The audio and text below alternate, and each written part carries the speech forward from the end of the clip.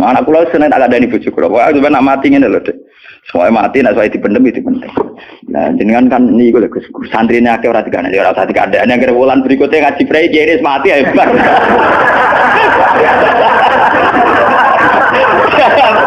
Asline ayo rapi. Loh, kok cucu sing mulang rugen, gejak ning ndi?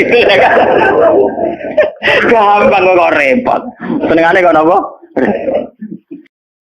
Bismillahirrahmanirrahim.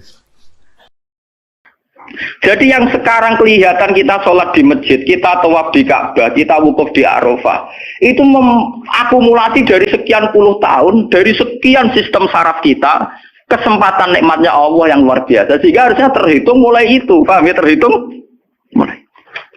Sehingga dimulai desain kaki juga nanti ibadah, karena khotwatin yaktuha ilal masajid, langkah sing moro masjid ya dadekno ibadah dan sebagainya. Jika orang-orang sufi itu zaman di rumah ya nyaman ibadah, nanti ketika di masjid dia nyaman ibadah, ketika di Ka'bah dia nyaman ibadah, keluar dari Ka'bah lagi ya ibadah. Orang malah berhaji ibadah enak ya ning Ka'bah, ning Jawa enak kabeh. Lha apa pangerane ganti? Utek kok elek. Apa pangerane apa? Pangeran sing ning Ka'bah mek sing dibidukane padha, paham nggih? Toh? Padha. Jadi nak malah ngono malah membeda-bedakan. Jadi sampai di soal memang kita secara syariat harus ke Mekah haji. Tapi setelah di Mekah ya pangerane Ka'bah ya Allah, ning Indonesia nggih napa? Allah ini sama ibadah sama nyamannya. Cuma memang enggak mungkin secara syariat haji kok ngubungi langgar berdoa niku ora bisa. Ya sudah gitu. Engko kenaan panitiane dikomersialno. Utek elek-elek mesti dikomersial. Paham ya? Makanya kata hikam, nikmat tertinggi itu nikmatul ijad. Dengan kita wujud saja. Jadi Adam itu membelenggu. Tidak ada itu dadekno kita ora iso bersak.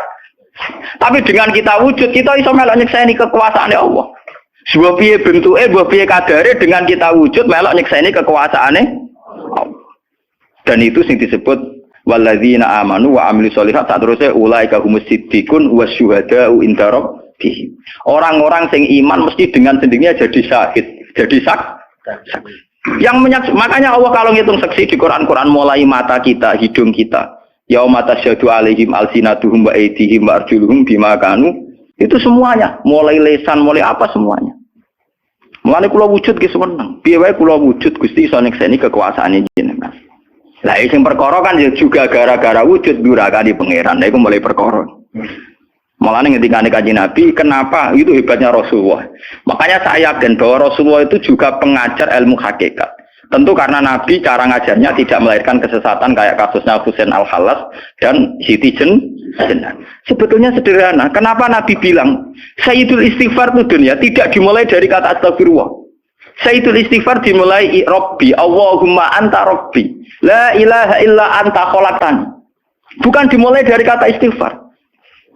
Kata Nabi, istighfar terbaik itu lafadznya ini, Allahumma anta Rabbi, jenengan pangeran kula. La ilaha illa anta, ora ana pangeran kecuali jenengan. Anta Rabbi, jenengan pangeran kula. Khalaqtani. Pokoke piye jenengan kadung gawe kula. Resiko nek gawe kadang kula nggih maksiat niku.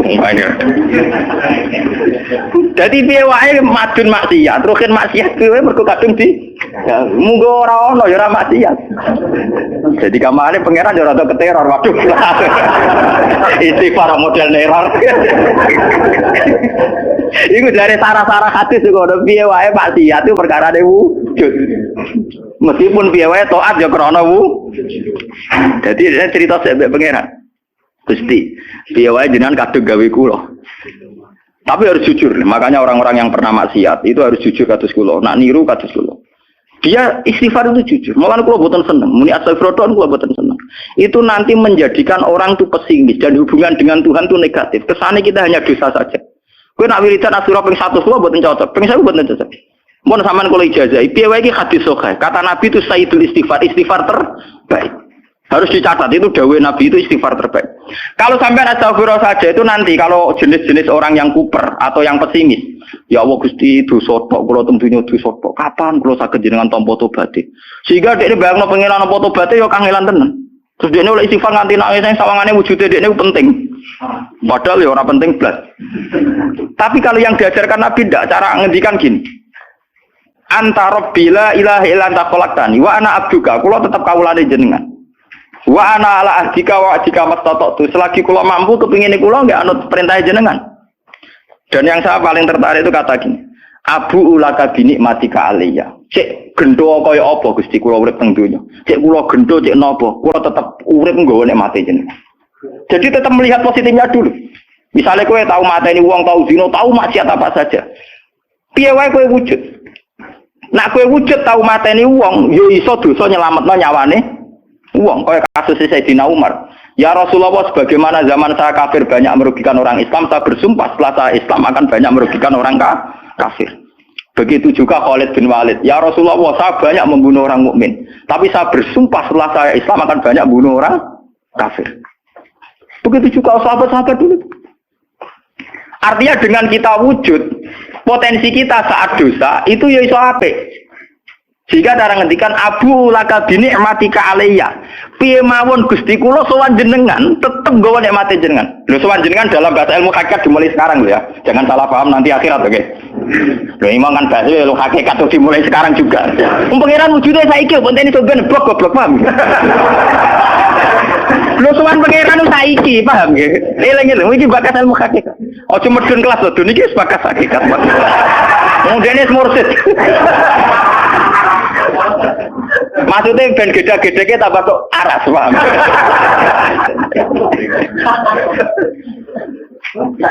Ben roh. Lu sowan pangeran mulai saiki. Sekarang juga kita sudah sowan Allah. Tentu kita kudu ikrar semua nikmatnya Allah yang sekarang juga. Abu laka binikmatika alayya, piye mawon Gusti kula tetep balik nikmate jenengan. Status saya wujud ini mergo nikmate jenengan. Gara-gara kula wujud nyekseni wujude jenengan. Akhirnya gara-gara kula nyekseni wujude jenengan nak maksiat yo sungkan Gusti. Wa abu laka bidzamti faghfirli, nak pas kula dosa ge jenengan sepuro mergo kula nu salah. Wong wis wujud kok durakani jenengan tapi kudu jenengan sepuro faghfirli. Fa innahu la yaghfiru dzunuba illa anta. Sing saged nyepuro dosa namung jenengan. Ora bakal awake dhewe disepuro ta ora penting. Lah kadang orang itu cara berpikir disepuro ta ora ya, nek disepuro mlebu neraka. Nah disepuro mlebu swarga iku goblok. Enggak ada nabi ngajarkan gitu. Nabi hanya ngajarkan fa innahu la yaghfiru dzunuba illa anta. Yang hanya bisa mengampuni hanya engkau titik. Sudah awakmu ora usah bakas ora penting mun ngantil. Kenapa tidak penting? Karena tadi dimulai la ilaha illa anta, tidak ada wujud hakiki kecuali jenengan. Saya akan pernah menerangkan di sini. La ilaha illallah itu maknanya orang ana wujud hakiki kecuali Allah. Maknanya kan sederhana gampang. Langit dan bumi itu pernah tidak ada, berarti berstatus adam. Agame langit bumi dimusnahkan oleh Allah dengan langit bumi diwujudkan. Setelah langit bumi diwujudkan juga wujud dalam keadaan rentan. Wujud sing ora hakiki, wujud sing dalam keadaan batil. Karena setelah wujud iso dilenyap. Berarti zaman Adam ya Adam sing iso diwujudkan, zaman wujud ya wujud sing iso diadamkan. Lah wujud sing ngene iki tanpa eksistensi, tanpa napa? Eksistensi. Lho bahak saiki wujud, tapi ora roh matine kapan? Ora iso ngatur awake dhewe. Zaman aku wujud ya ora karepku dhewe, engko aku mati kapan ya ora karepku dhewe. Lho wujud model apa ngene? Iku wujud-wujudan. Matun zaman rong wujud ya ora karepe dhewe, berwujud ya ora karepe dhewe, matine kapan ya ora roh, nasibe piye ya ora roh. Lho wujud ora roh awake dhewe iki jenenge wujud-wujud sing rentang. Lah wujud sing rentang disebut wujud imkan. Sing Allah wajibil wujud. Lah nek berhubung kita rentan ya sudah. Nah iku sing dimaksud wong hajat kullu shay'in halikun illa wajha. Hakote liyane Allah saiki lah wis rusak. Mergo wujud kok ora iso ngurusi awake dhewe, wujud rusak ta wujud tenanan. Wujud sing wong wujud ora iso ngurusi awake dhewe, ora iso ngurusi eksistensine. Lah berhubung wujud ngene iki wujud iso diadamno, sangka Adam diwujudno jare wong hakikate liyane Allah ora ana kabeh. Maksudnya ora ana kabeh wong kowe wujud-wujud dhewe ora iso nentono awakmu. Zaman wujud ora melok-melok, kok zaman mate ya ora melok-melok, swarga neraka ya ora melok-melok. Lah nek ngono mulane nek ape mati ora ana hadis ngajar Gusti kula lebokno swarga. Engko muni Allah. Lah cuma kadang kita ini ning ati kita lha nggih tapi swarga ta neraka. Ya men ngono dipikir. Enggak ada ajaran Nabi mangkana akhiru kalamihi Allah dakhalal jannah. Allah saja atau la ilaha saja ora bakal sawah, paham ya?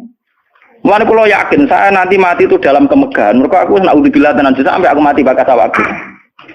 Anak kula seneng tak kadani bojo kula. Pokoke sampeyan nak mati ngene lho, Dik. Semoga mati nek soal dipendem itu penting. Nah, jenengan kan niku lho Gus. Santrine akeh ora dikandani, ora usah dikandani. Nek wulan berikutnya ngaji prei kiris mati ae.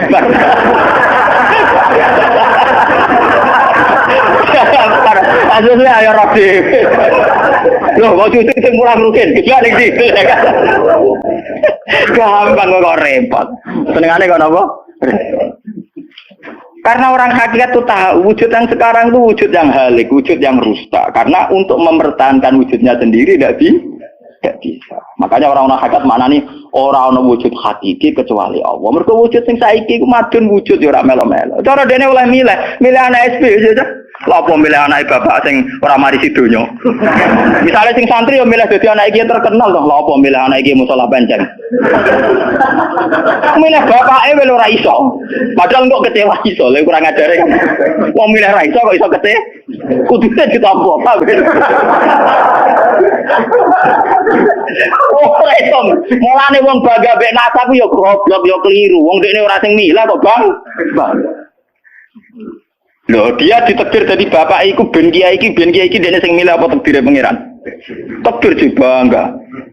Mane kula anak sapa ya bangga. Cuma pangeran ra mentolo ngoten mawon. Tapi kula njen mboten bangga ben asap nggih biasa. Nah, anak kula undang kula ya bapak. Mulane tamu-tamu bingung, keluarga-keluarga sing biasa nyai. Apa sing dalem anak saya itu bingung. Apa siapa? Kata nama. Semua angking biasanya nang Mas kula awam cekek. Anak kula ngundang ibu bapak soalnya awaman nonton mawon. Wong wujud ra hakiki ae. Kata nama. Kullu shay'in halikun illa wajhah. Ini ben ngertosan. Lah dengan demikian, makanya itu. Kemudian langit dan bumi ngendikane kitab niki, langit dan bumi kabeh ku nggo kebutuhan jisime manusa. Lah jisime manusa iki sing ngebeg-ngebegi langit mbek bumi. Nak rohanine wis sampe pengen. Maksudnya ngeten ngebeg-ngebegi langit bumi. Saiki ana bank pirang-pirang ngebeg-ngebegi gedung, iku yo gara-gara wong ndak butuh utang barang. Ruhe sampean ra butuh utang. Akhire Allah gawe buah-buahan, mergo manusa didesain duwe weteng. Paham nggih? Allah gawe bensin mergo manusa tengane keluyuran nggo mobil. Pokoke pangeran nuruti jisime manusa repot. Napa? Gara-gara wong mangan tanduran, mangan buah-buahan Allah kudu gawe udan, gawe bumi subur, bariku gawe selam, gawe bensin ruwetan. Mulane dari ilmu hikam jise nemu ngel-ngelo pangeran. Jisime manusa ngel-ngelo pangeran. Mulane dari hikam innama wasi akal kaunu min haitsu jusmaniyatuka. Sing amen urusan ke donya asline jisime. Ya saiki ayo pangeran gawe apa ya? Gawe buah-buahan go manusa. Tapi konsekuensi dari pangeran gawe buah-buahan kudu gawe udan. Mergo wit iku iso urip nek wonten apa? Udan. Lah go ngalir udan kudu Allah gawe sungai. Dadi kerepotan ngurusi jisime manusa napa? Repot. Sebab itu mungkin sekali sebelum ada langit dan bumi, roh manusia sudah diciptakan mungkin karena tentu roh ini tidak butuh elemen sing jenenge langit dan bumi. Mergo alam roh tentu tidak butuh itu semua. Mulane ketika ning Quran nak jisim iku cek mintinen. Ya nak jisim sampeyan. Khalaqnal insana iku cek min salsalin kama emas donto mintinen, sangka lemah. Tapi kalau roh istilah Tuhan wa nafaqtu fihi mir ruhi, istilah Quran mir ruhi. Mulane roh di misteri Tuhan sampai somben. Wa saluna ka anir ruh ya kulir ruhu min amri rabbi. Kalau jisim jelas masih minatin. Tapi kalau roh min amri rabbi karena istilah Quran wa nafaqtu fihi manusia ruhe kok aku ya.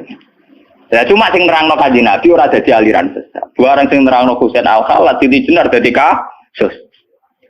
Tapi ilmu hakikat ini harus saya jelaskan dan sampean enggak perlu salah paham. Karena memang enggak paham, salah paham ora beda paham. Paham. Loh saya sering ngomong sama yang ngaji saya, Anda boleh berdebat dengan saya, sarannya salah paham. Tapi kalau enggak paham dengan yang paham ya ngaji. Ora paham kok muni salah paham.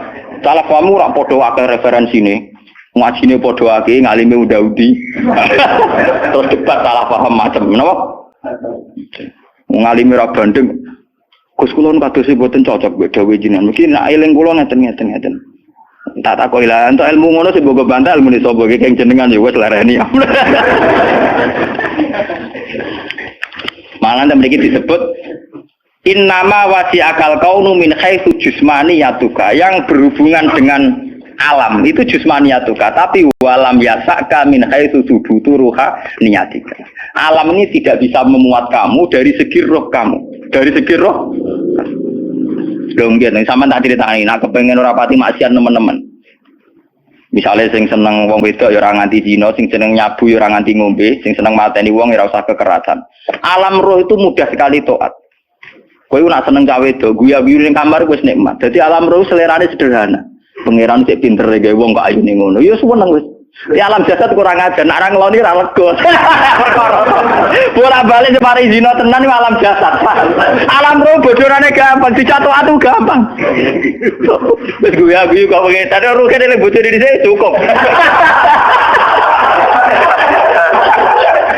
Mulane dari Kanjeng Nabi, alam roh iku alam sing dijak taat iku gampang. Mergo dekne robbaniyun, bersifat robbani, ketuhanan. Gampang sekali. Cumari kurang ngajar tuh alam jis. Gampang. Sama tak ceritani iki ape bisnis di Jakarta apa ning Malaysia. Wadah nang kono kuli bangunan. Iku sedurunge entuk dhuwit. Nah alam roh wis seneng. Cita-cita kepengen Malaysia nggo duwe akeh, badhe akeh tuku sepeda motor, rabi bunga desa nu seneng. Dadi alam roh gampang syukur. Gua dhewe orang tok apa wis seneng. Tapi nek alam biasa tuh kurang ajar tenan. Ngono ora entuk dhuwit tenan yo ngrumu tenan. Rabi ora ngeloni tenan yo ora lega tenan. Alam biasa tuh ngel-ngel wong. Paham nggih? Mulane jarene wong kamu alam jasadmu sing rusak kuwi alam napa? Jasad. Lalu kalau alhamdulillah, ulama itu yang waras, itu yang kuat rohaninya, dibanding jasmaninya. Malah kata sekolah ini kumpul tiang jenje, dewan jenje, kalau lo dewan di sana. Lo biasa dalu-dalu teng terminal Solo, mulai rawong macam-macam, mulai wong nakal, wong lagi santai. Jadi kalau pikiran sederhana, ini gue cara syariat wong nakal, tapi kalau perlu takut kenapa jenengan gawe niku. Nah, anak jenengan takut, kalau gawe gunanya apa ya bodoh jelas itu. Makanya wiridan paling mati subhanallah mau suci jenengan. Kowe ora usah takok kenapa wong gawe lonte, gawe wong nakal, gawe maling. Lah kok ora takok pangeran kowe napa gawe kowe ora jelas. Fungsine ya ora jelas.